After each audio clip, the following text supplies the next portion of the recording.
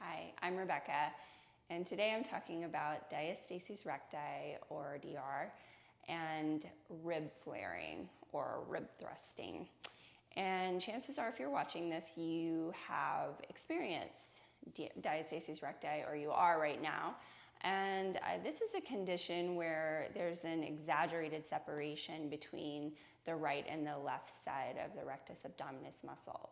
And I say exaggerated because there is already a separation there naturally. We all have it. But a lot of times this gets blamed on pregnancy because that separation, obviously, when you're pregnant, is going to have to get bigger in order to make room for the growth of a baby. And this is, oftentimes, it does not come back together as well as it did before. So this is something that happens to people who have not been pregnant. So pregnancy does not cause this. It's just, it tends to show up more obviously because it happens over such a short amount of time. And usually we'll see problems with, you can have problems with diastasis recti after surgery or injuries or things like that, age, but it doesn't always happen in such a grand way. So I want to talk about not how to fix it with abdominal exercises, but with how to address some ways that could be pulling on your abdominal muscles in a way that just keeps weakening that area. And this has to do with connective tissue. There's a whole anatomical thing we could get into, but basically you're exerting forces in different areas of your body. And if this area is separated and not going back in, let's look at the forces above and below, because maybe something's being pulled a little bit more than it should be. And I want to talk about the shoulders. So the shoulders, if you think about how much we use the arms on a daily basis, what I see a lot of when I teach a yoga class and we're doing back bends is a lot of people compensate for not being able to get much extension at the shoulder joint.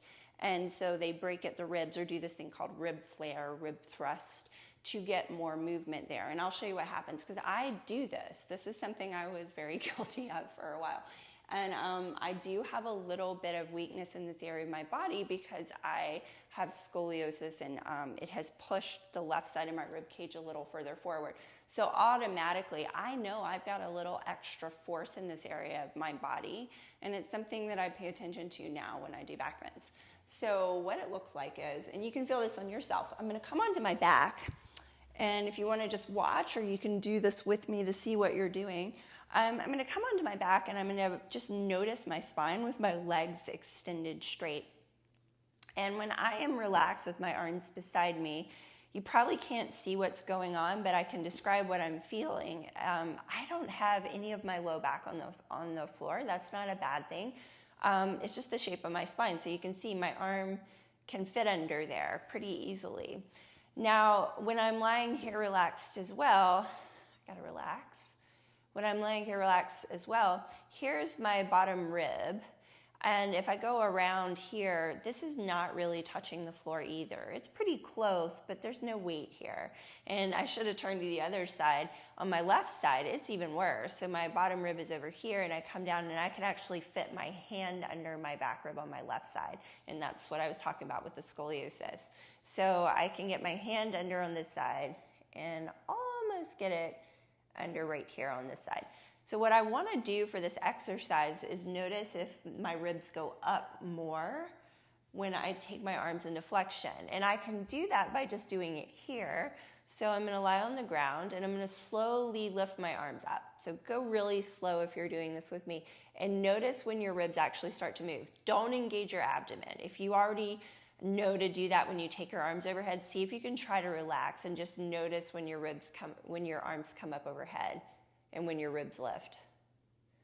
So if you want to watch for a moment, I could engage and keep this from happening, but if I'm going to relax, I raise my arms up and I'm relaxed, and there they start to come up a lot more. Now that's not even close to full extension, but I'm starting to flare or thrust my ribs right there. So if I bring my arms all the way overhead, and I could keep going back if the floor wasn't going to stop me, my ribs have lifted so much that now I could fit my arm under my bottom rib.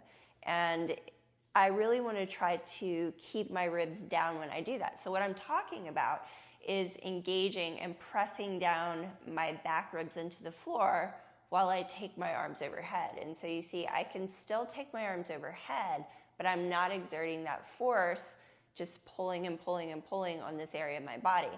The only thing is I'm having to work really hard to do this. And if this is something that naturally happens, then it's a possibility I've got some tightness here, and I want to learn how to move my arms smoothly without having to rely on my abdominals. So especially if you're experiencing diastasis recti right now, you don't need to be bearing down on your abdominals. I hope that's what, if you've talked to someone, they've told you crunches are the worst thing in the world you could be doing right now.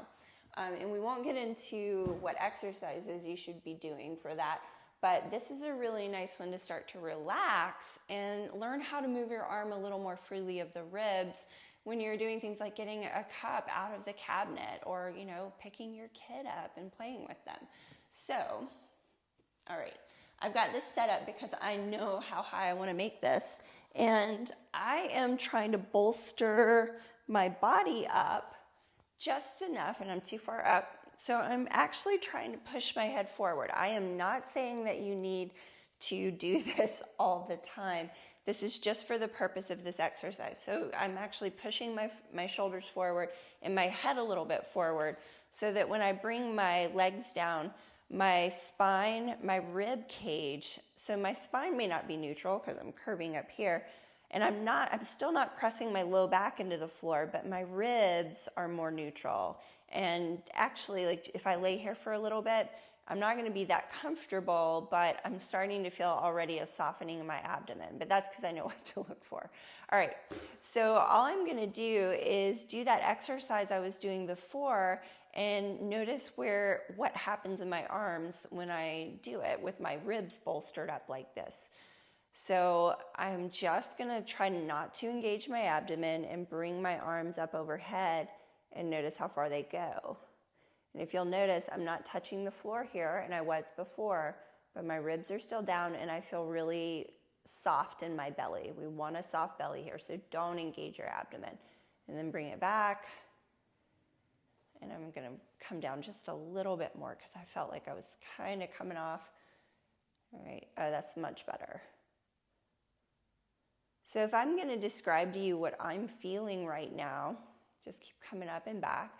When I took my arms overhead and was engaging my abdomen a lot, I was working so hard to stay engaged that I didn't get the stretch in my arms that I felt before.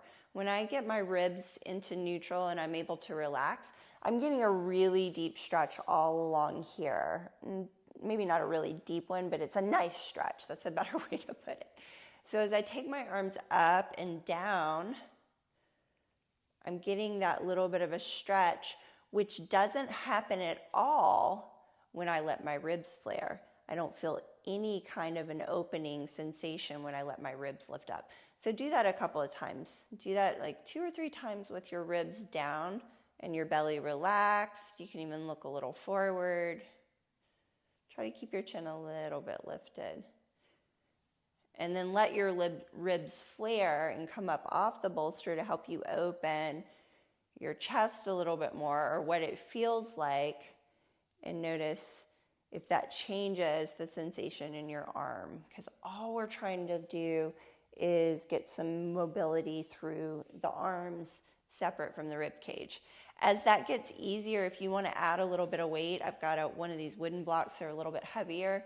You can also add some weight to this to start to exercise the muscles of your arms to learn how to lower and lift without relying on the movement of your rib cage. And this is going to exercise some more, and I've got too much stuff back here really to do this, but it's going to exercise some of those muscle groups that support the shoulders. And so in the long term, this can be a lot better for your shoulders, especially if you practice a lot of yoga. If we just rely on the rib cage to get shoulder extension, over time you're going to wear out. You're going to burn out some things there. So, all right. So that's all. that is just one little thing you can start to introduce to address this condition of diastasis recti. And I hope it's helpful, and I hope you enjoyed this the information in this video. And I'll add some other things you can do for relaxing the abdomen in some separate videos some other time. So I hope you have a good rest of your day. Thanks for joining me.